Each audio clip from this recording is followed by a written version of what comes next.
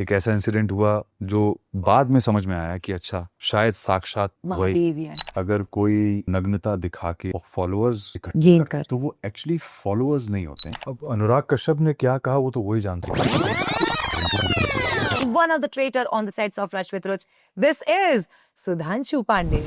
The only thing is you called me a traitor. अभी तो game शुरू भी नहीं हुआ है। क्या ऐसा चेंज आया जो आपने समर्पण कर दिया महाकाल को? एक ऐसा इंसिडेंट हुआ जो बाद में समझ में आया कि अच्छा शायद साक्षात वही महादेव ही है। And now you are working with Gen Zs. So ये क्या चेंज है और अच्छा है या बुरा है? कहना बहुत मुश्किल। अगर कोई गाली गलौज करके या न्यूडिटी या नग्नता दिखा के या अगर वो फॉलोअर्स गेन कर तो वो एक्चुअली फॉलोअर्स नहीं होते। Once अनुराग कश्यप said कि एक जगह डेमोक्रेसी नहीं होनी चाहिए, that is edit room. अब अनुराग कश्यप ने क्या कहा वो तो वही जानते हैं, बिकॉज वो बहुत कुछ ऐसी चीजें बोलते हैं जिनका मतलब सिर्फ उनको ही समझ में आएगा। So the traitors का जब पर्दा हटा, आपको क्या लगा कि इसके साथ बॉन्डिंग बहुत स्ट्रांग हो सकती है? जब हम लोग वहां पे पहुंचे, जब हमारा सबका इंट्रोडक्शन हुआ which is on the episode, females में क्या लगता है कौन लीड कर जाएगी? कुछ समझ नहीं आता। You played Vanraj Shah so amazingly और 4 साल के बाद एकदम से क्विट करना। लोगों ने बहुत ही उसको एक ग्रे शेड में डाल दिया था कि अरे इसने तो अनुपमा के साथ चीट किया है, जो nobody else could play Vanraj. So आपको भी ऐसा फील हुआ कि आपका जो चार्म है वही द बैंड ऑफ बॉयज से काप कर लिया? बहुत कठिन सवाल है। हम चाहते हैं आपकी आवाज में द बैंड ऑफ बॉयज का एक गाना हम सुने। चाहा तुझे है जहां से भी ज्यादा, तू ही मेरा प्यार गोरी, तू ही मेरा प्यार, पालो तुझे तो पालो जग सारा, तू ही मेरा प्यार गोरी, तू ही मेरा प्यार। वाओ। Hola everyone, so आज हम मिलवाने आए हैं आप सभी को एक ऐसी शख्सियत से जो एक्टर है, मॉडल है, राइटर है, प्रोड्यूसर है, सिंगर है, जिनकी आवाज इस एपिसोड में आप सबको देखने और सुनने मिलेगी। Yes, without wasting any time, the dashing and the handsome hunk of the traitor, one of the traitor on the sets of Rush with Ruch. This is Sudhanshu Pandey.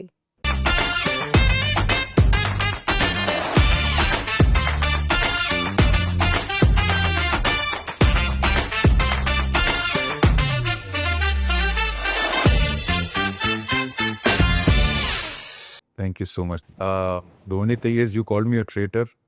I don't think we should endorse that because अभी तो game शुरू भी नहीं हुआ है। लोगों को पता चलेगा देखने के बाद कि वाकई में ट्रेटर हूँ या नहीं। But definitely a part of the traitor game show. But you played Vanraj Shah so amazingly. I'm sure उसकी कोई ना कोई ट्रिक तो आपने द ट्रेटर में यूज करने का सोचा ही होगा। अगर वनराज जैसा आदमी होता ट्रेटर में तो शायद वो बिल्कुल, और ट्रेटर होता तो बिल्कुल जीत ही नहीं पाता, because Vanraj actually wasn't a traitor. If you were to honestly ask me, Vanraj एक ऐसा कैरेक्टर था जो बहुत ज़्यादा ऑनेस्ट और बहुत लॉयल कैरेक्टर था। सिर्फ एक वजह से कि उसका एक एक्स्ट्रा मैरिटल अफेयर था, लोगों ने बहुत ही टिपिकली उसको एक ग्रे शेड में डाल दिया था कि अरे इसने तो अनुपमा के साथ चीट किया है, जो but the fact was that he was never in love with the wife, and उसने मजबूरी में वो शादी की थी क्योंकि उनके पिताजी ने रिश्ता तय किया, बिकॉज उसका वो हार्ट ब्रोकन था। उसका एक हमने एक और शो बनाया था, नमस्ते America, I think if you remember, it was an OTT show because it became one of the most watched also. तो वो था एक pre wedding story of Vanraj and Anupama, जहाँ पे वो दिखाते हैं कि he was in love with a girl in college sweetheart, जिससे वो शादी करना चाहता हो, बट वो उसको धोखा दे के चली जाती है। और वो फिर अपने पापा को बोलता है कि अब आप जिससे कहेंगे मैं कर लूँगा, तो उन्होंने करवा दी शादी। और he could never, I mean he was very happy कि बच्चे थे, फैमिली थी, she was a great person और अ ग्रेट वुमन और a great house wife who took care of everybody. But he actually was never in love with her. You know, loving somebody and being in love with somebody are two different things. So that is what had happened in college, and that's what happened after marriage when he falls in love with Kavya.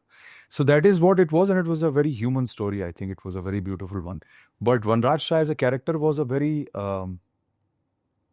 very righteous, I think. और वो अपने माँ बाप के लिए, माँ बाप की बहुत ज़्यादा रिस्पेक्ट करता था, बच्चों को बहुत ज़्यादा प्यार करता था और उन्हीं के लिए जीता था वो। और अपनी बीवी को भी वो कभी काम नहीं करने देना चाहता था। उसकी एक मेल ईगो तो थी ही, बट वो चाहता था कि वो घर पे रहे, माँ बाप का ध्यान रखे, बच्चों का ध्यान रखे, और वो बाहर से जो है कमा के लाएगा, वो प्रोवाइड करेगा, उसका वो माइंडसेट था। तो I think it was a very beautiful character, but obviously complicated था, थोड़ा कॉम्प्लेक्स था, और कुछ शॉर्टकमिंग जैसे हम सब में होती हैं। हम सब हमेशा एक से नहीं रहते, हमेशा हमारी जो सर्कमस्टेंसेस होती हैं उसमें हमारे व्यावहारिक बदलाव जो हैं वो आते रहते हैं।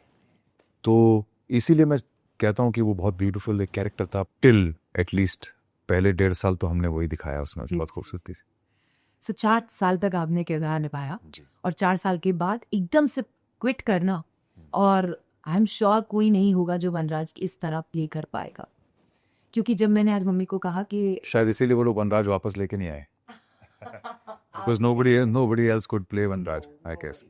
आई एम श्योर वो आ भी नहीं सकता क्योंकि जब मैंने आज मम्मी को बताया कि Vanraj is coming, she is like he is coming, मैंने कहा यस, अच्छा ठीक है, बाद में वीडियो कॉल करा देगी, मैंने कहा हाउ स्वीट।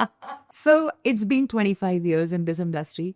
टैलेंट कहा जाए, सिंगिंग कहा जाए, एक्टिंग कहा जाए, आपने किस चीज़ में कदम नहीं रखा और किस चीज़ में आप कामयाब नहीं हुए, ऐसा कुछ है ही नहीं। So the journey from the band of boys till the time, till the date is truly amazing. Please share your experience about that.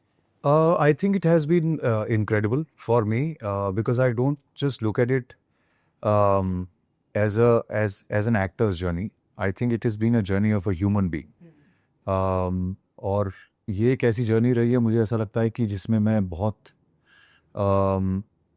इतने उतार चढ़ाव जीवन में देखे, being a part of this industry, कि वो उतार चढ़ाव जो थे, वो उतार चढ़ाव बहुत सिंपल सा शब्द है, बट जीवन में जब आदमी उन एक्सपीरियंसेस से, उन चीज़ों से गुजरता है तो उसको पता होता है कि उसके ऊपर क्या गुजर गए।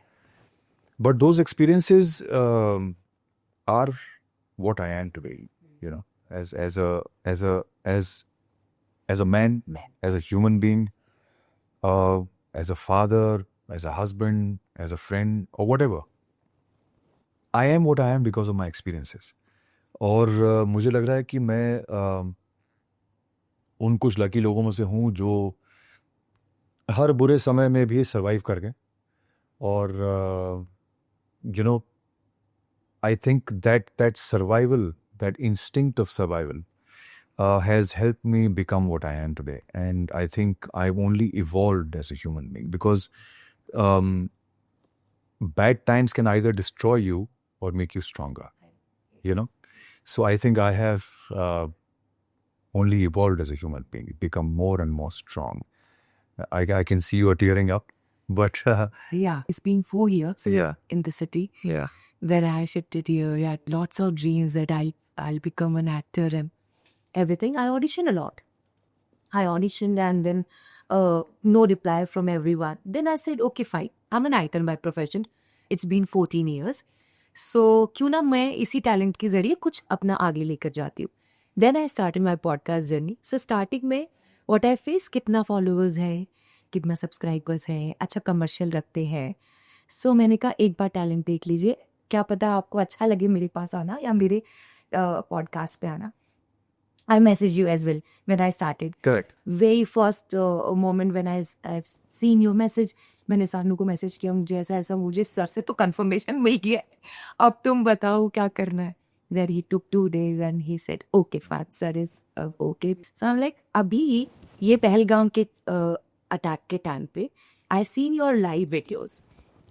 And then you have given the message कि मैं सभी धर्मों का मैं रेस्पेक्ट करता हूँ, मुझे एकदम से आप जोड़े हैं ठीक है, लेकिन आप सभी धर्मों का ध्यान रखते हुए मेरी भी चीज़ों का और मेरी भावनाओं का आप रेस्पेक्ट करें.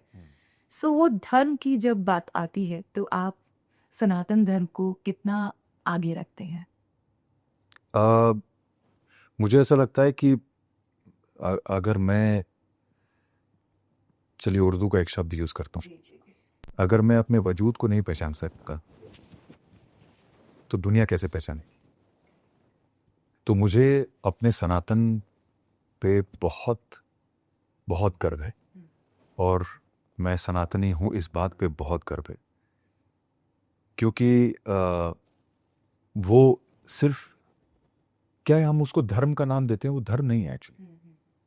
धर्म तो बाकी सब चीज़ें हैं जो फॉलो की जाती। हमारे यहाँ धर्म की डेफिनेशन, परिभाषा जो है वो बिल्कुल अलग रही है शुरू से। अगर आप अपनी माँ के साथ रहते हैं सपोज, तो अपनी माँ का ध्यान रखना आपका धर्म है ना। हमारे यहाँ धर्म की परिभाषा ये है कि अगर मेरा परिवार है तो मेरे परिवार का पालन पोषण, उनका ध्यान रखना, उनको सब कुछ प्रोवाइड कराना, वो मेरा धर्म है ना। मैं किसी शूट पे जाता हूँ या कहीं पे कुछ करता हूँ, वो जो मेरा कर्म है वो मेरा धर्म है ना। तो हमारे यहाँ धर्म की परिभाषा बहुत अलग है, इसलिए मुझे गर्व है सनातनी होने पे। इसलिए नहीं कि मैं जय श्री राम बोल रहा हूँ। जय श्री राम क्यों बोला जाता है? राम नाम का मतलब क्या है? शिव का मतलब क्या है? हर चीज के पीछे एक फिलॉसफी, एक साइंस है। और वो फिलॉसफी भी ऐसी नहीं कि वो डेफिनेशन है एक कोई, क्योंकि डेफिनेशन में आप हमेशा अटक के रह जाते हैं। हर चीज के पीछे उसका मीनिंग, उसका अर्थ वो अथाह है, इनफाइनाइट है। Everything is Sanatan, it means infinite, right? It's like this universe. तो इसीलिए ये सब चीज़ें जो हैं, मुझे लगता है कि ये हमारे ओरिजिन का हिस्सा है, जहाँ से हम आते हैं, जहाँ हम बिलोंग करते हैं। तो इसलिए मैं कहता हूँ कि वो मेरा बडून है। अगर उसमें मुझे विश्वास नहीं रहेगा तो मुझ में कौन विश्वास करेगा? धर्म का मतलब ये नहीं है कि यार ये भगवान है, ये उनकी फोटो है और इसी को फॉलो करना है, या ये भगवान है और ये हमारा कॉन्सेप्ट है उस भगवान का, हम मूर्ति पूजा नहीं करेंगे, लेकिन तुमको यही फॉलो करना क्योंकि ये तुम्हारा धर्म है। ये सनातन में बोला ही नहीं है किसी ने कि ये तुम्हारा धर्म है, तुम्हें यही फॉलो करना पड़े, बिल्कुल है ही नहीं। तो इसलिए मैं बार बार ये कहता हूँ कि यह सनातन जो है वो एक फिलॉसफी है, एक साइंस है, उसमें बहुत बहुत कुछ है जो बहुत सारे जो भ्रम है या भ्रांतियां उनको क्लियर कर सकते हैं, पर उसको समझना जरूरी है। Now I'm less of words because everyone is messaging me, okay, fine, the one of the band of boys and one boy is coming. So everyone was like, क्योंकि हम बैंड उनके गाने ही सिर्फ उन्हीं की वजह से सुनते थे। So आपको भी ऐसा फील हुआ कि आपका जो चार्म है वही द बैंड ऑफ बॉयज से काप कर लिया? बहुत कठिन सवाल है। मुझे नहीं लगता है कि मैं अकेला, हाँ, अगर कोई मुझे पर्सनली कॉम्प्लीमेंट करता है तो मुझे अच्छा लगता है, ऐसा नहीं है, I feel good about it. But ये कहना कि वो मेरे ही चार्म की वजह से बैंड वर्क किया, वो गलत होगा, क्योंकि हम सभी की अपनी अपनी एक पर्सनैलिटी थी, हम सबकी एक अपनी आवाज़ थी, टेक्सचर था, तरीका था गाने का, एक अप्रोच थी म्यूज़िक की तरफ। वो सारी चीज़ें जब ये के काम करती तो हमारे गाने बहुत काम करते थे, लोगों को मज़ा बहुत आता। तो मुझे लगता है कि हम सबकी अपनी अपनी स्ट्रेंथ की और उसको हम लोगों ने खूब मैग्नीफाई किया। और अब इतने सालों के बाद मैं फिर से वापस बैंड में आया हूँ, तो कोशिश यही है कि जितना अच्छा और जितना ज़्यादा म्यूज़िक हम लोग निकाल सकें, as and when we have time, it be great because we would love to come back to the audiences. So 2002 में ऐसा बैंड फॉर्म हुआ जहाँ पे ओनली बॉयज वर, इंडिया का पहला ऐसा। India's first ever boy band. 2002 से 2005 तक ये बैंड रहा। नहीं, बैंड तो हमेशा रहा। मैं 2005 तक था, उसके बाद मैं ऑप्ट आउट कर गया था, बैंड वाज स्टिल देयर। सो वो टाइम का जो म्यूजिक और वो टाइप का जो कॉन्सर्ट का पूरा कल्चर था और अब जो कॉन्सर्ट्स है, अब जो म्यूजिक है, क्या डिफरेंस है? आई थिंक जमीन आसमान का फर्क है। इतना ज़्यादा ग्रो कर गया है कॉन्सर्ट कल्चर। मुझे नहीं पता कि उसकी क्या वजह है, बट मुझे ऐसा लगता है कि क्योंकि हम ऐसे समय से गुजर रहे हैं जहाँ every 5 years there is a new generation coming up, right? और हर 5 साल में माइंडसेट बदल रहा है, नई नई चीज़ें आ रही हैं, नए नए लोग आ रहे हैं, नई सोच आती है, नई समझ आती है। तो अब जो है वो कॉन्सर्ट कल्चर इतना बड़ा हो गया है कि people, I think, there is a pre Covid era and there is a post Covid era. तो कोविड के समय बहुत सारे पर्सपेक्टिव्स लोगों के चेंज हुए हैं. लोग जो पहले फिल्में देखने जाते थे रेगुलर वीकेंड पे, आजकल कॉन्सर्ट्स देखने जा रहे हैं. इसीलिए फिल्में चल नहीं रही हैं, और उसकी सबसे बड़ी वजह यह है कि फिल्म्स जो हैं, हमारी फिल्म्स की क्वालिटी बहुत गिर चुकी है. हमारी फिल्म्स बन ही नहीं रही हैं आजकल, सिर्फ सेटअप्स बन रहे हैं, है ना. इसलिए कमर्शियली बहुत बुरी तरह से फेल हो रही हैं फिल्में. चाहे कोई कितना भी बोले कि इसने 100 करोड़ का किया है, उसने इतने करोड़ का किया है, fact of the matter is that the numbers don't exist at all. There are no numbers that are happening, which is why the industry is going through such a bad phase. बड़े बड़े actors, मैं नाम नहीं लूंगा, but बड़े बड़े actors की 12-12, 14-14 फिल्में नॉन स्टॉप फ्लॉप हो रही हैं, यू नो. तो जब इतना बड़ा अगर आप देख रहे हैं चेंज, तो कुछ तो करना ज़रूरी है, यू नो. और लोग एंटरटेनमेंट जो है आज की डेट में बहुत डिसर्निंग लोग हैं कि उनको अगर ये समझ में नहीं आया तो 2 मिनट में हटा देते हैं कि नहीं हटाओ यार, ये समझ में नहीं आ रहा, कुछ और देखते हैं. OTT, everything is available right there, either on the remote और ऑन द फोन. आपको जो देखना है, जिस समय देखना चाहते हैं, आप देख सकते हैं. इसलिए जो लाइव कल्चर है अब वो बढ़ता चला जा रहा है. लाइव ऑडियंसेस, लाइव परफॉर्मेंसेस, ये बहुत ग्रो कर रही हैं. और इंटीमेट कॉन्सर्ट्स बहुत शुरू हो गए हैं. अब लोग जो बहुत बड़े कॉन्सर्ट्स में नहीं जा रहे हैं, वो इंटीमेट कॉन्सर्ट्स के लिए जा रहे हैं कि एक छोटे से सेटअप में एक सिंगर है या कोई बैंड है, वो बैठ गए हैं और आपकी 50, 60, 100 लोगों की ऑडियंस है. They enjoy. So all that culture is now taking the definition of entertainment in a big way. So it is like your podcast culture is picked up in a big way, you know. And people are now monetizing it, you know, like you're putting this on YouTube, you're getting subscribers, and then YouTube starts to pay you. And there are people who are making crores every month, right? Crores every month. So the whole definition of entertainment is now evolving and changing for the better, hopefully, you know. Although having said that, I think film market is always going to be there, but I think the Indian film market has to really evolve in a big way. फिर भी कहना चाहें कि audience theatre तक जाए, फिल्में देखें. मैं ये मानता हूँ कि ऑडियंस को अगर आप कुछ अच्छा लेंगे तो वो डेफिनेटली जाएंगे, वो मजबूर हो जाएंगे देखने के लिए. I guess I recently have seen Boys of Malinaw, and he did a fab job. Yeah, it was a fantastic So, film. उसको भी देखने लोग- बहुत सारी ऐसी फिल्में हैं जो वो तो खैर OTT पे भी आई, मैंने OTT पे देखी, उस पे भी बहुत अच्छी उसका रिस्पांस था. Then I saw films like Dopahiya और कुछ ऐसी चीज़ें, या सीरीज लाइक अ पंचायत जो गोरखपुर के आसपास के एरिया में बेस्ड है. तो इस तरह की चीज़ें हैं, यू नो. और क्या है, लोगों को पसंद आ रही है, Because वो रिलेट कर पा रहे हैं. connect कर- हाँ. क्योंकि हम ये भूल जाते हैं कि भाई हम ऐसे देश में हैं जहाँ पे 80% अभी भी लोग ऐसे एरियाज में रहते हैं, है ना. मासेस वही हैं, और अगर हम अच्छा कंटेंट बनाएंगे तो वो लोग देखेंगे. ऐसा नहीं है कि वो नहीं देखेंगे, लेकिन अगर आप ऐसी चीज़ें बनाएंगे जहाँ पे ना तो आर्टिस्ट का मन लग रहा है, स्क्रीन पे आप देख रहे हैं, ऐसा लग रहा है कि यार ये तो इसका तो मन ही नहीं लगता रहा है एक्टिंग करने का. फिर यस, तो let's talk about star culture. क्योंकि जब हम लोग हमारे मम्मी पापा के टाइम पे जब शुरुआत हुई थी सिनेमा की और ये सब चीज़ें जब आने लगी थी, तो बहुत ही ज़्यादा स्टार्स को प्यार किया जाता था. मतलब उनके लिए आज भी अगर हम देखें, अमिताभ बच्चन जी के बंगले के बाहर आज भी लाइन लगती है, हर संडे को वो 5 बजे आते हैं. तो वो स्टार कल्चर का वो जो इफेक्ट है वो आज भी देखने मिलता है. देखिए, स्टार कल्चर जैसा पहले था वैसा तो अब नहीं है, बिकॉज जो मिथ होता था पहले स्टार्स का, वो अब खत्म हो गया है. अच्छा. उसकी मेन वजह ये है कि सोशल मीडिया एक जो टूल है, वो ऐसा टूल है जिसमें आजकल हर स्टार जो है वो इतना इजीली अवेलेबल और एक्सेसिबल है, और उनकी प्राइवेट लाइफ या पर्सनल लाइफ जो है वो भी इतनी एक्सेसिबल है इजीली, कि अब वो मिथ और मिस्ट्री जो रहती थी स्टार्स के बारे में हमारे बचपन में, वो खत्म हो चुकी है. अब वो है ही नहीं. उनको सिर्फ उस टाइम पे जो जनता थी उसको सिर्फ मायापुरी से या जो फिल्म फेयर थी या स्टार डस्ट सीने हाँ या सम सिंगर जैसे, हाँ तो उस तरह की मैगजीन्स में ही देखने को मिलता था उनके पास। जी जी राइट। तो एक मिथ और मिस्ट्री हमेशा बनी रहती थी हम्म। कि कभी किसी स्टार को देख लिया तो ऐसा लगता था अरे बाप रे ये क्या है, हाँ। सपना है, यू नो।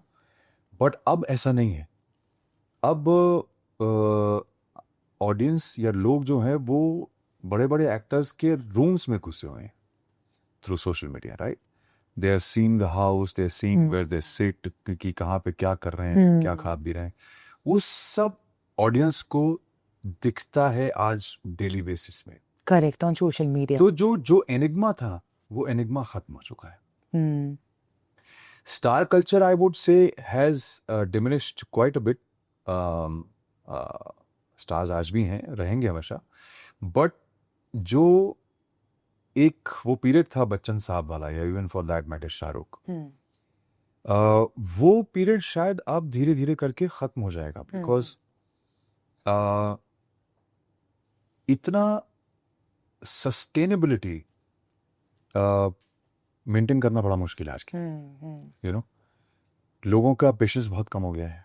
लोग 2 घंटे की फिल्में देखना नहीं पसंद कर रहे हैं unless they are really engrossed, unless the content is really good. आजकल 10 एपिसोड एक दिन में खत्म कर लेते करेक्ट अगर उनको अच्छा लगता है, अगर नहीं तो वो 1.5 घंटे की फिल्म भी नहीं देखते। सो बहुत सारी ऐसी लाइंस थी, डेफिनेशंस थी जो आज की डेट में सब मर्ज होती जा रही हैं। तो वो जो कल्चर साउथ में है अभी भी, स्टार कल्चर, क्योंकि वहाँ पे ऑडियंसेस अलग है। वहाँ पे ऑडियंसेस के लिए वो एक रिलीजन है। फिल्म मेकिंग भी, फिल्म स्टार्स उनके लिए गॉड हैं, डेमी गॉड्स हैं एक्चुअली। क्योंकि मैंने देखा हुआ, मैंने रजनी सर के साथ जब रोबो 2.0 की थी, तो मुझे याद है कि रजनी सर के लिए लोगों का जो एक सम्मान है, जो रिएक्शन है, वो कैसा रहता है। तो वो ही इज गॉड।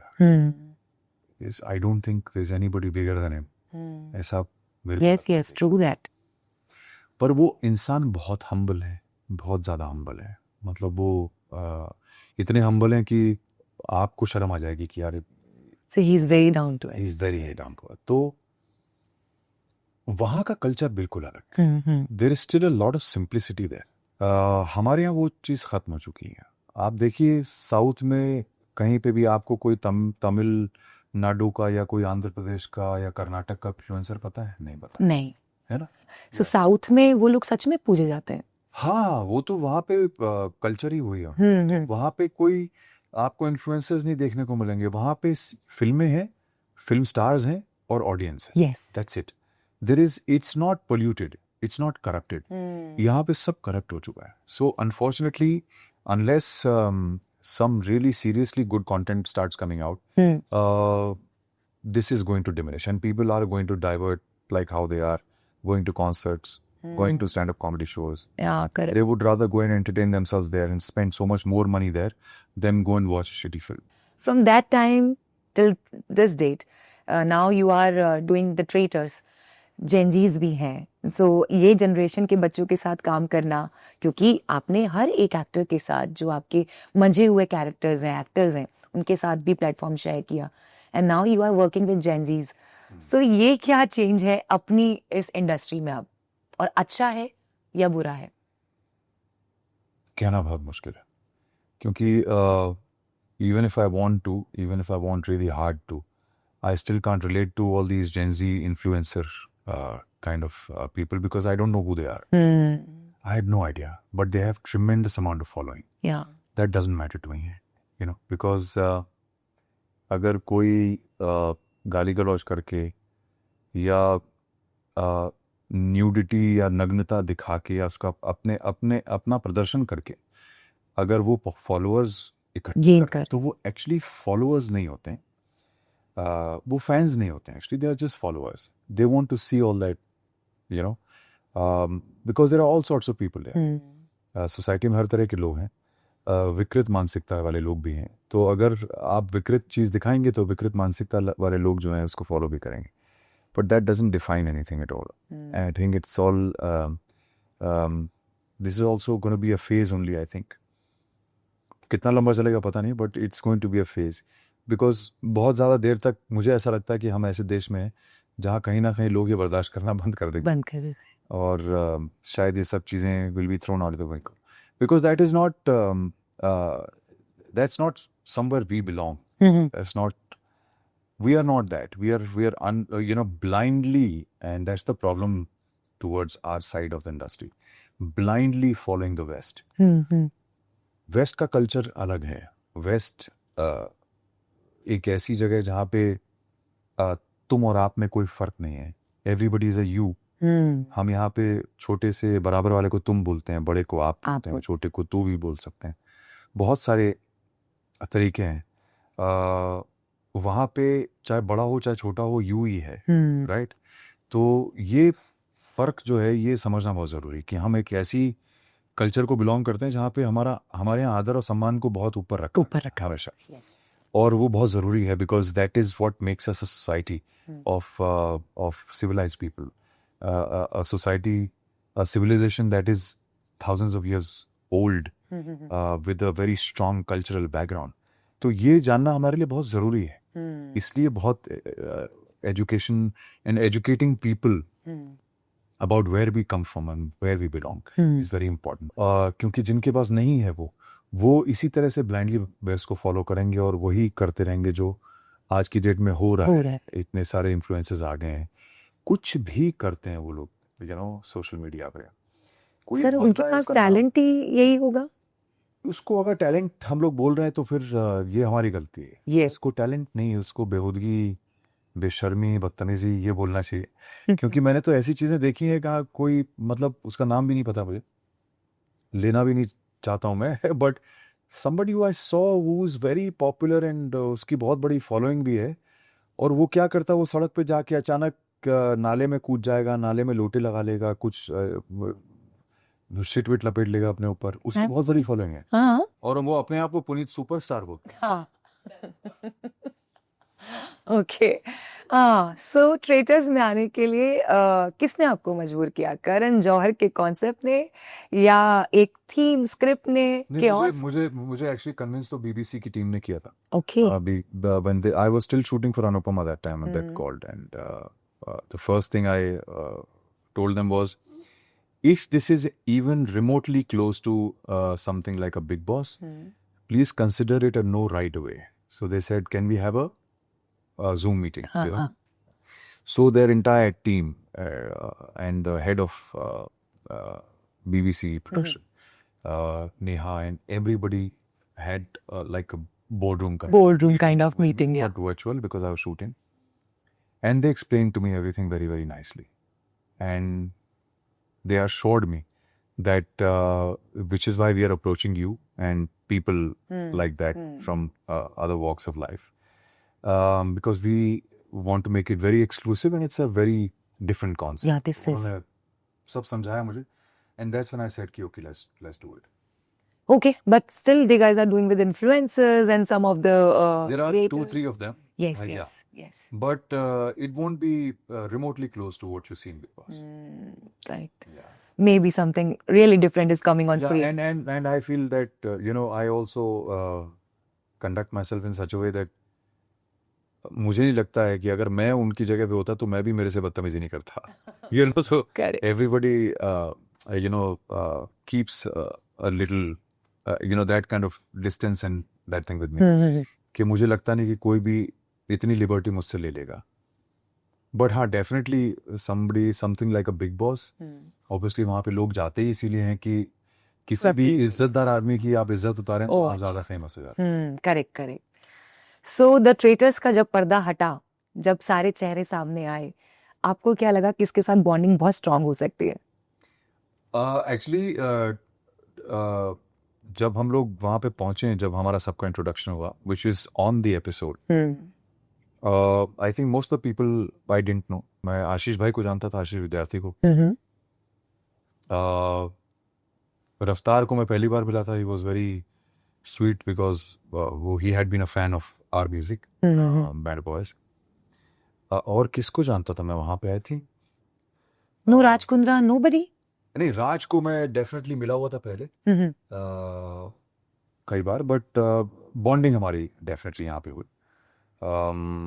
करण को पहली बार मैं मिला, करण कुंद्रा को भी पहली बार मिला था, but obviously we knew about, I mean he obviously respects me a lot, but he is a lovely lovely guy. और कौन, किसी को शायद मैं नहीं जानता। फीमेल्स में क्या लगता है कौन लीड कर जाएगी? ये कहना बहुत मुश्किल है। मुझे ऐसा लगता है फीमेल्स हर जगह लीड ले लेती हैं नॉर्मली। तो and specially mind games, I think they are much better than anybody else, so I think they will always take lead in this kind of scenario. Perfect. So talks are really interesting, but I guess जहाँ से journey की शुरुआत हुई, थोड़ा एक glimpse वहाँ पे ले चलते हैं। सर गुस्ताखी माफ करिएगा, हम चाहते हैं आपकी आवाज में द बैंड ऑफ बॉयज का एक गाना हम सुने। अच्छा।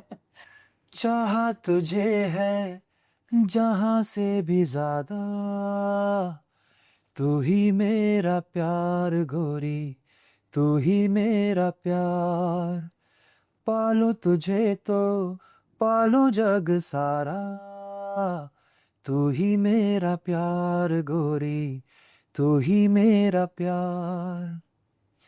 याद है वो नदिया किनारे, पनिया भरन को आना,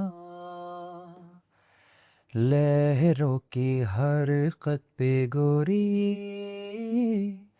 हल्के से वो घबराना, नाजुक पैरों का तेरे एकदम से फिसल जाना, मेरी बाहों में तेरा गिरना, धीरे से शर्माना, चाहा तुझे है जहां से भी ज्यादा, तू ही मेरा प्यार गोरी, तू ही मेरा प्यार। वाह, और भी हम सुनना चाहेंगे। I am sure this band is coming with some new numbers. हाँ वही, क्योंकि आप न्यू नंबर्स के साथ तो एग्जैक्टली आप लोग आ ही रहे होंगे। हम इन आवाज़ों को तो बिल्कुल सुनना चाहेंगे, क्योंकि द बैंड ऑफ बॉयज तो जान है, और वो अभी तक ऑब्वियसली अब जानलेवा बनने वाला है, because Sudhanshu is there. So sir, क्योंकि आपकी जर्नी बहुत ही इनक्रेडिबल रही है, मैं एक्टिंग की अगर बात करूं तो शायद आज का दिन पूरा कम पड़ जाएगा, लेकिन कुछ ऐसे एक्टर्स और कुछ ऐसे डायरेक्टर्स, प्रोड्यूसर्स जिनके साथ आपको काम करके ऐसा लगता है कि इनके साथ बार बार काम किया जाए तो एक्सपीरियंस और हम लोग और मंझते जाएंगे। तो ये कहना तो बड़ा मुश्किल है कि किसके साथ बार बार काम किया जाए करने से मैं एज एन एक्टर इम्प्रूव होऊंगा, क्योंकि मुझे ऐसा लगता है कि एज एन एक्टर आप तब इम्प्रूव करते हैं जब आप कोई भी किरदार प्ले कर रहे हैं उसको पूरे तन मन धन से प्ले करें। तो आप जब तक अपने किरदार को पूरी तरह से सरेंडर नहीं कर देते तब तक आप ग्रो नहीं कर सकते। You have to grow with the character. Directors का हमेशा हाथ होता है, राइटर्स का बहुत बड़ा हाथ होता है, but beyond a certain point, कि अगर सपोज आपको एक लाइन दी है, लिख के दी है कि नहीं मैं उससे बात नहीं करूंगा, for instance I am saying कि आपने बोला कि नहीं मैं उससे बात नहीं करूंगा। अब आपने डायरेक्टर ने आपको बता दिया कि बॉस ये मूड है, ये सिनेरियो है, और आपको उसको ध्यान में रखते हो, हाँ ये ध्यान में रखते हुए ये लाइन बोलनी है। Now it is up to me to understand how I am going to interpret the situation, how as that particular character I would understand the meaning of that sentence and then say it and deliver it. तो एक actor को जो line लिख के आती है उस line को वो कितना ऊपर लेके जाता है वो एक्टर के ऊपर डिपेंड करता है। So you have to really internalize. और मैं I belong to that category of actor who doesn't really मतलब मैं बहुत ज़्यादा मैं मगिंग अप नहीं करता हूँ कभी भी लाइन। जैसे मैंने अनुपमा में भी एक सीक्वेंस था बहुत पहले, 11 या 13 पेज का एक मोनोलॉग था जो मैंने बोला था, और बहुत इंटेंस मोनोलॉग था, और उसमें बहुत सारी वेरिएशंस थी इन टर्म्स ऑफ उसका आउटबर्स्ट था वनराज का एज ए कैरेक्टर, बच्चों से, परिवार से, सिचुएशन से, हर चीज से एक उसका जो मन में उसके जो चीजें भरी हुई थी उसका आउटबर्स्ट। तो वो गुस्सा भी होता है, वो रोता भी है, हंसता भी है, लानत भी फेरता है, वो सब चीज़ें करता है। वो 12-13 पन्ने का जो मोनोलॉग था, वो मगअप करके बोलना और उस चीज़ को, उस पूरी सिचुएशन को समझ के, उसको इंटरप्रेट करके, उससे रिलेट करके बोलना, वो बहुत ज़मीन आसमान का फ़र्क होता है उसमें। Because once you understood and internalise the situation, automatically emotion correct हो जाता है, यू नो। अदरवाइज क्या होता है कि आप जब मगअप करके बोलते हैं, बड़े अच्छे अच्छे एक्टर हैं जो बहुत लंबी लंबी लाइनें याद करके बोल लेते हैं, ऐसा नहीं है। बट मैं लाइनें याद तो करता ही हूँ। My memory by God's grace has always been very very good, but my strength has always been to understand the meaning of not just the words that are written, but also the situation. Yes. You know, that has always been my strength, which is why I think I could create Vanraj the way I did, because it's not easy on a daily show to keep a character sustained for a very long time in a way that people don't lose interest in the character. So I think that is why I was always involved 100% in it. Even, you know, even in the worst of the scenes, I would always keep myself 100% involved. Even when I had no dialogues, I would keep myself very, very involved. So I think that is how you evolve as an actor. In the end, working with a producer or a director can only help in terms of your stature. Okay. कि आप बड़े producer के साथ काम कर रहे हैं तो सडनली आपका स्टैचर बदल जाता है, you know. But as an actor अगर आपको इवॉल्व करना है तो आपको फिर अपने काम के जरिए इवॉल्व करना है, not through Yes, through The director, producer or- producer, correct. काम के जरिए ही आप इवॉल्व कर सकते हैं। और मुझे लगता है हमारे इंडस्ट्री में जो मैं सबसे बड़ा एग्जाम्पल मानता हूँ वो है इरफान खान साहब। अकॉर्डिंग टू मी, इरफान भाई was the finest I have seen Yes. in the entire fraternity of actors, whether in India or Hollywood. One of the finest. क्योंकि मैं हॉलीवुड में कुछ एक्टर्स हैं जिनको मैं बहुत अच्छा मानता हूँ, जैसे डेंजल वॉशिंगटन है, जैक निकल्सन है, रॉबिन विलियम्स थे। ऐसे कुछ एक्टर्स हैं जिनको मैं बहुत अच्छा मानता हूँ, बहुत, मतलब जो मुझे लगता है कि यार ये they are truly very very very profound evolved actors. उसी कैटेगरी में मैं इरफान भाई को रखता हूँ, because I think Irfan Khan was and will always be one of the finest we had ever. Nobody can come close to him. Correct. So as a producer आना, because actor तो आप हैं और अपने काम से हर जगह अपनी छाप छोड़ रहे हैं, एज ए प्रोड्यूसर आना, बस उस प्रोडक्शन हाउस को आपने डिसॉल्व किया, अभी भी आप एज ए प्रोड्यूसर हैं, सो उस प्रोडक्शन हाउस को डिसॉल्व करने का कोई रीजन? मेरे प्रोडक्शन का नाम मैंने रखा था raw stock, okay. Raw stock production private limited, essentially because raw stock हम लोग उसको बोलते हैं जो कैमरा में डाला जाता था पहले, जो रोल डालते थे, रोल डालते थे, उसको रॉ स्टॉक बोलते थे, फिर उसको बाद में प्रोसेस किया जाता था। तो वो मुझे लगा कि वो हमेशा फिल्म मेकिंग में बहुत रेलेवेंट रहेगा, है ना। जैसे ये कैमरा बना के रखा हुआ है, इसमें जो रील चलती थी वो उसको रॉ स्टॉक बोलते थे। यस। तो वो मैंने उस प्रोडक्शन को जब स्टार्ट किया था, कंपनी को स्टार्ट किया था, उसमें कई सारी स्क्रिप्ट्स हम लोग पिच कर रहे थे, काफ़ी चीज़ें। फिर मैं एक फिल्म बनाते बनाते वो थोड़ा सा लीगल बैटल में चली गई थी। अच्छा। वो बहुत बड़ा वो है, सबको पता है इंडस्ट्री में, बट उसके बारे में अपन बात नहीं करेंगे। But there was a film that I was making and it got into a legal battle which I won finally. Oh lovely. And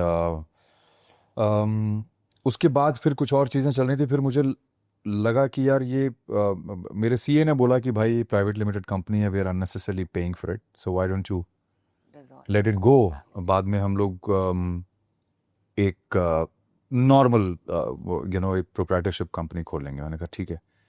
तो मेरे पास अभी भी स्क्रिप्ट्स हैं। अच्छा। मेरी फिल्म की स्क्रिप्ट्स हैं जो मैं पिच कर रहा हूँ अभी भी।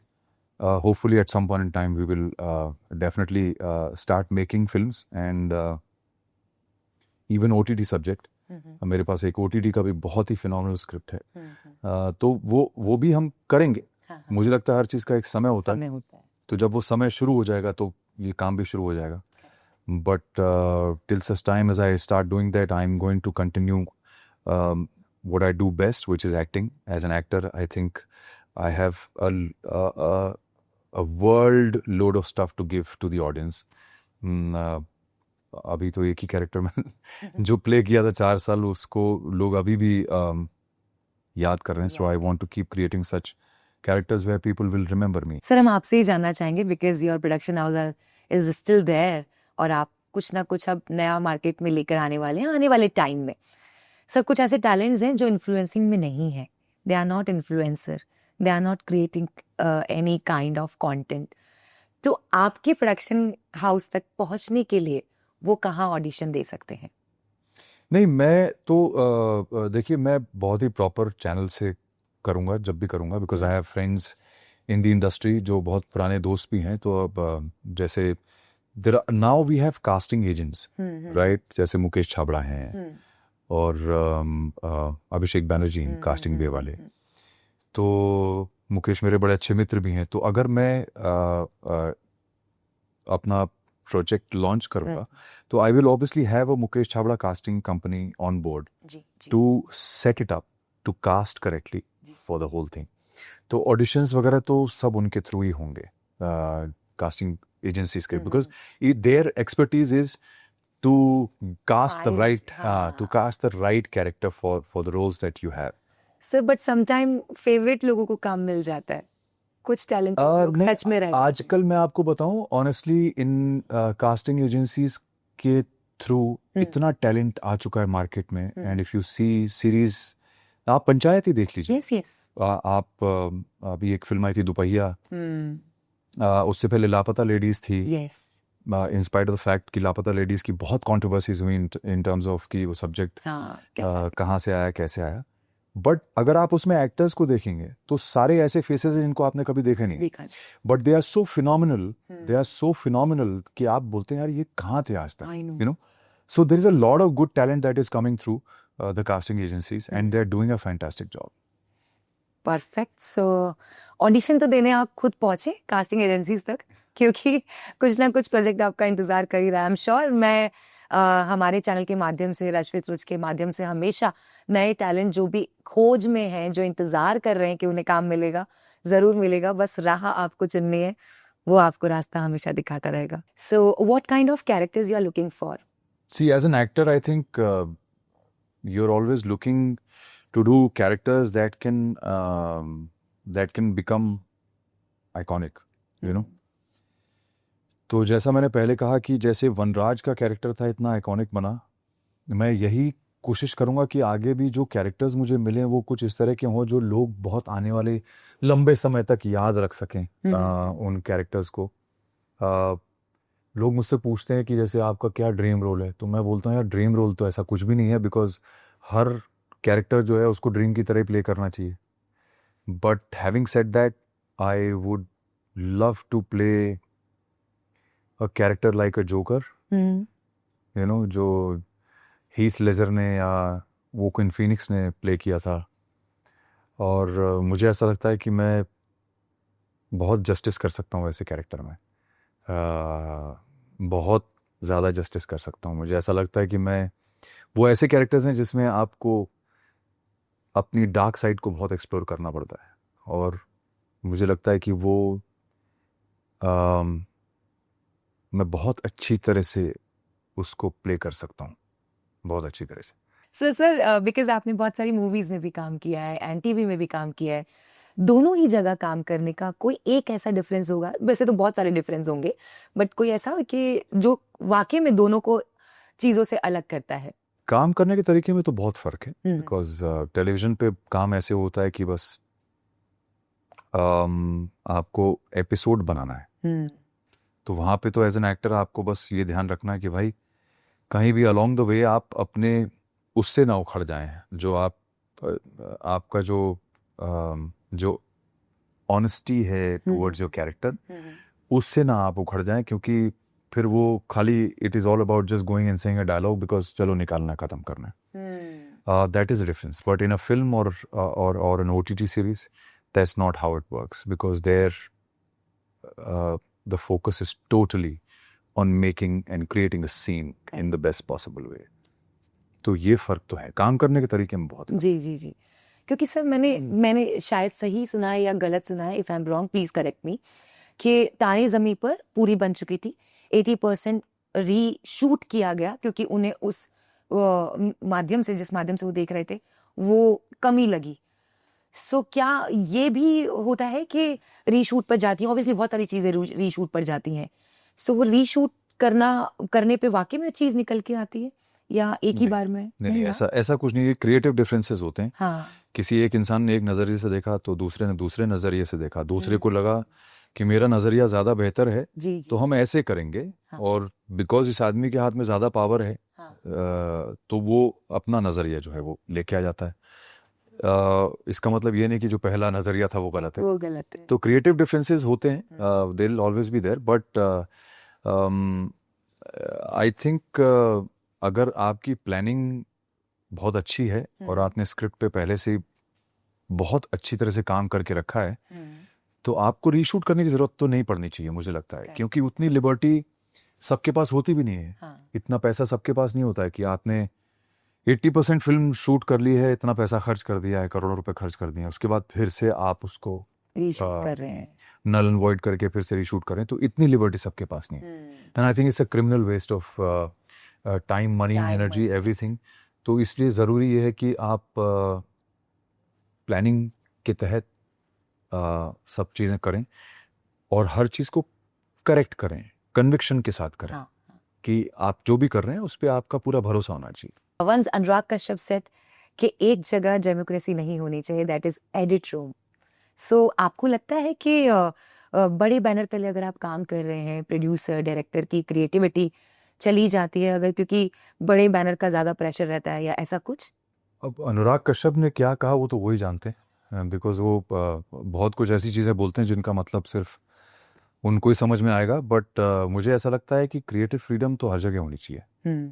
और मुझे ऐसा लगता है फिल्म मेकिंग टीम वर्क है, हाँ। और उस टीम वर्क, हालांकि obviously there is a captain of the ship जो डायरेक्टर होता है, बट मुझे लगता है कि डायरेक्टर भी इतना समझदार होना चाहिए कि अगर ये लग रहा है कि अगर उसका टीम का कोई इंसान अगर कोई अच्छी सजेशन दे रहा है जो क्रिएटिवली प्रोडक्ट को इन्हेंस कर सकता है, तो आपको उसको डेफिनेटली इंक्लूड करना चाहिए, एक्सेप्ट करना चाहिए। अगर आदमी इस ईगो में रहेगा कि नहीं नहीं मैं ही हूँ, मैं ही करूँगा सब कुछ, और यहाँ पे सब डेमोक्रेसी फेल है। हालांकि अनुराग तो हमेशा डेमोक्रेसी को बहुत ज़्यादा प्रमोट करता है। करते हैं। तो एडिट रूम में क्यों नहीं भाई? वहाँ पे अगर कोई मेरा राइटर है, अगर सपोज मेरा राइटर है, उसने सजेस्ट किया कि यार ये जो है ना, इसको आप इस लाइन को यहाँ पे एडिट ना करके वो जो साइलेंट मोमेंट है उसको रखिए और फिर यहाँ पे कट लगाइए दूसरा, अगर मुझे लगेगा कि it is working for my scene, then I will definitely do it.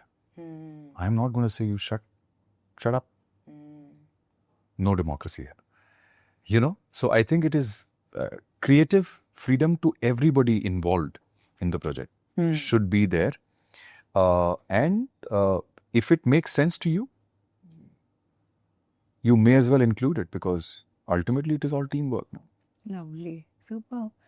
Okay, बातों के इस पिटारे को एंटरटेनमेंट के डब्बे में डालते हुए, क्योंकि आज हमने बहुत सारी बातें आप लोग के लिए बटोरी हैं, आई एम श्योर आपको एपिसोड देखकर बहुत अच्छा लगेगा, लेकिन आखिरी क्वेश्चन तक आती हूँ, क्योंकि इस करियर को 25 साल हुए हैं। सो 25 साल की ये जर्नी जो इतनी खूबसूरत रही है, सुधांशु पांडे पर अगर फिल्म बनाई जाए तो उसका नाम क्या रखा जाएगा और क्यों? मेरे जीवन पे अगर फिल्म बनाई जाए, उसका नाम क्या रखा जाएगा? जी।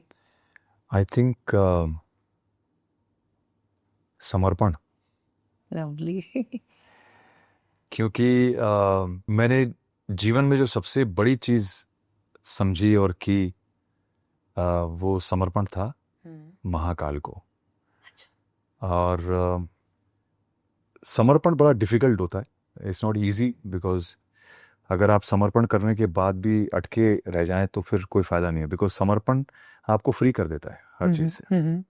फिर आपने सब कुछ उसके ऊपर छोड़ दिया है, सब कुछ उसके भरोसे छोड़ दिया है, तो वही देख लेगा। आप अपना कर्म करते जाइए, करेक्ट। बाकी सब वो देख लेगा। सो आपने समर्पण कर दिया महाकाल को, क्या ऐसा चेंज आया जो आपने सब कुछ समर्पण उन्हें किया, जो सुप्रीम पावर है?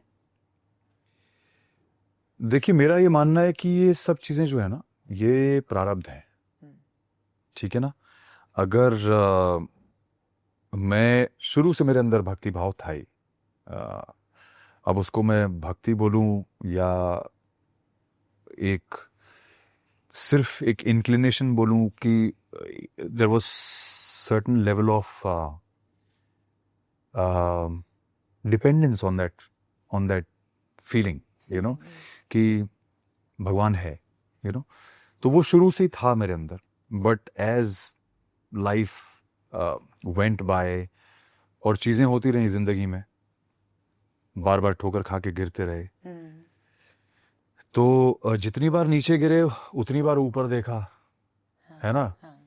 तो वहीं कहीं अलोंग द वे एक ऐसा समय आया जब मेरा रास्ता खुला महाकाल का। उज्जैन में गया पहली बार और महाकाल के दर्शन किए। वहाँ पे कुछ एक ऐसा इंसिडेंट हुआ जो बाद में समझ में आया कि अच्छा, शायद साक्षात महादेव ही आए। हाँ, वही मिले। और वो दिन और आज का दिन है, ऑलमोस्ट 2 डेकेड्स नाउ, मैं पूरी तरह से समर्पित हूँ महाकाल। मतलब कुछ भी हो मेरे जीवन में, बस मैं उन्हीं का नाम लेता हूँ और बस उन्हीं की वजह से सब मानता हूँ कि जो है वो उन्हीं की वजह से, जो नहीं है वो भी उन्हीं का है, तो जो होगा नहीं होगा सब उनकी वजह से ही होगा। बस इतना बोलता हूँ उनसे कि मुझे शक्ति देते रहना, बस, और कुछ नहीं। कितनी खूबसूरत बात है। और जब आप ये बातें एक ऐसे इंसान के सामने करते हैं और 2 ऐसे इंसान मिलकर बातें करते हैं, तो वो पावर टच कर जाती है। आई कैन फील दैट कि यस सर जो कह रहे हैं वो सही है। मैं अपने इस चैनल के माध्यम से आपको सिर्फ यही बात कहना चाहूंगी, आप कहीं भी अटक जाएं जिंदगी में, आप सिर्फ महामृत्युंजय मंत्र का जाप करें। बिल्कुल सही है। मुझे लगता है सबसे इम्पोर्टेंट चीज़ जो लोगों को समझनी चाहिए वो है भाव। भाव बहुत ज़रूरी है। भाव बहुत जरूरी है। आप मंत्रोच्चारण कर भी रहे हैं तो आपका जो भाव है वही आपको उसका रिजल्ट देता है। Yes, correct correct. अगर आपके अंदर भाव नहीं है और आप खाली मंत्र बोलते चले जा रहे हैं तो उसका रिजल्ट आपको कभी नहीं मिल नहीं सकता। मिलेगा। भाव बहुत ज़रूरी है। हर चीज़ के पीछे आपका भाव क्या है। कोई खाना भी बना रहा है तो उसका भाव अच्छा होना बहुत ज़रूरी है, जी जी। क्योंकि उस भाव से वो खाना फिर आप अंदर डालने वाले हैं, तो वो आपके लिए अच्छा रहेगा, आपको फलेगा कि नहीं, ये स्वास्थ्य उसकी ठीक रखें। बनाने वाले के भाव पे डिपेंड करता है। करेक्ट। तो इसलिए बहुत ज़रूरी है। इसलिए कहते हैं ना कि बाहर का खाना नहीं चाहिए, क्योंकि घर में पता है आपके घर में जो बन रहा है उसके पीछे भाव। भाव क्या है। करेक्ट सर, क्योंकि आज बात छिड़ी है तो मैं यही बताना चाहूंगी, because before messaging you I did 108 महामृत्युंजय जाप। उसके बाद बैठ के मैंने कहा किसको मैसेज करूं, क्योंकि पॉडकास्ट पे गेस्ट भी आना जरूरी। I did very first message to you and you replied. That's why I am saying कि कहीं भी अटक जाओ, कहीं भी लगे तो मंत्र जाप कर लें आप, क्योंकि मैंने किया और यू रिप्लाइड। सो महादेव ने ही मिलवाया है। सो लेकर चलते हैं सीधा सेकंड सेगमेंट की ओर। एंटरटेनमेंट के पिटारे में सिर्फ इतना ही नहीं है कि सिर्फ आप बातें सुनकर रह जाएंगे, फन लेकर आते हैं सेकंड सेगमेंट में।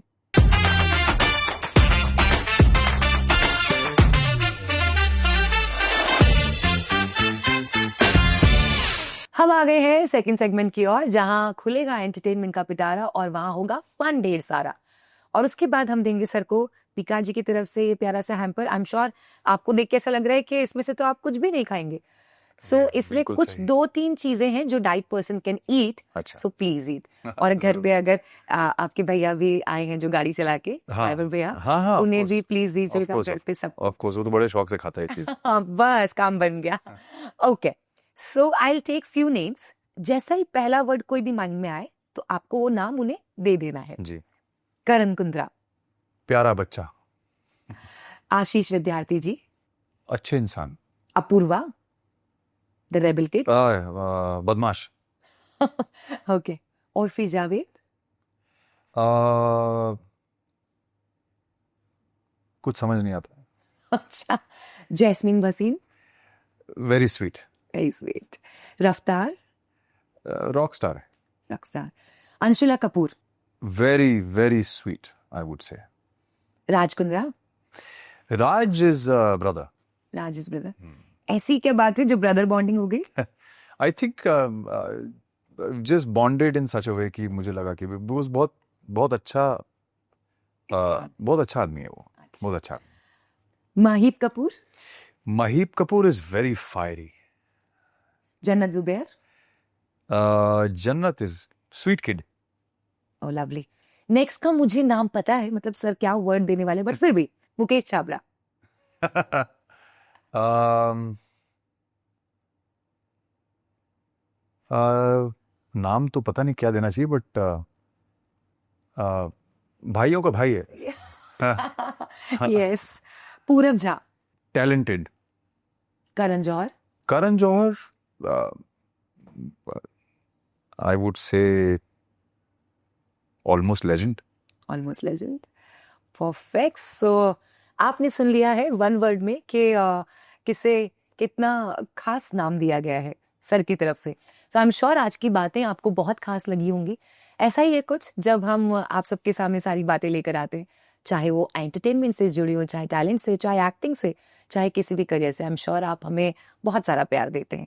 आज भी बहुत सारे प्यार के साथ ये एपिसोड बहुत जल्द आप सबके सामने आने वाला है, and I am sure without any doubt मैं इस एपिसोड का नाम समर्पण रखने वाली हूँ।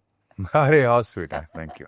सो सर, क्योंकि आपने इतना प्यारा समय हमें दिया और बहुत अच्छा लगा आप आए, और आपने ये नहीं पूछा कि रुचिता कितने फॉलोअर्स हैं, तुम्हारे कितने सब्सक्राइबर्स हैं, जो मुझे मोस्टली लोग पूछ लेते हैं। आपका एक क्वेश्चन रहा ही नहीं सर, क्यों?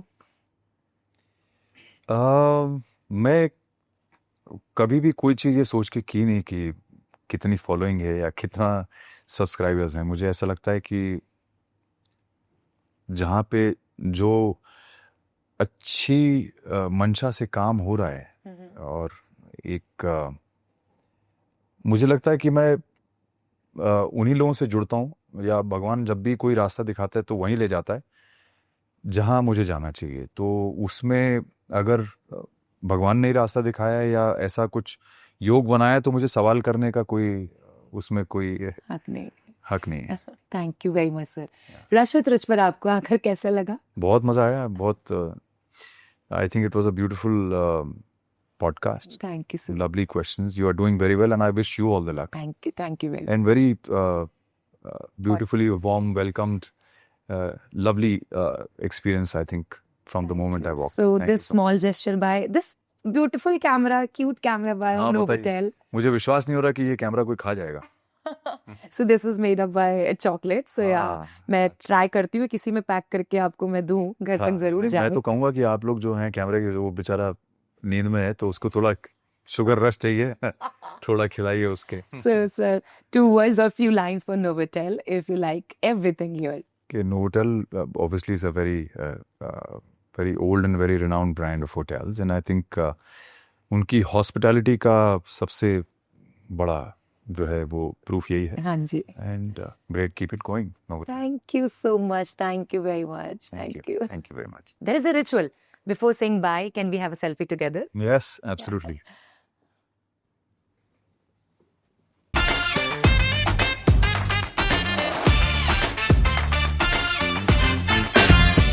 Alright everyone, so आज की बातें बहुत ही अमेजिंग रही हैं। जब आप ऐसे कलाकार से मिलते हैं जिन्होंने पूरा का पूरा अपने आप को और अपने जीवन को समर्पण किया हुआ है कला में ही, अपने काम में ही, तो उनसे बहुत कुछ सीखने को मिलता है। आई एम श्योर जब आप ये पूरा एपिसोड देखेंगे आपको लगेगा कि जिंदगी और जिंदगी के कुछ कुछ पहलू आपसे ही जुड़े हुए हैं। प्यार देते रहिए रश्मित रुच को जैसा आप हमेशा देते आए हैं। और हाँ, 5000 सब्सक्राइबर, 5000 की फैमिली हो गई है जनाब। इसे और आगे बढ़ाते हैं और आप लोगों को बहुत सारा प्यार देते हुए मैं कहती हूँ बाय बाय।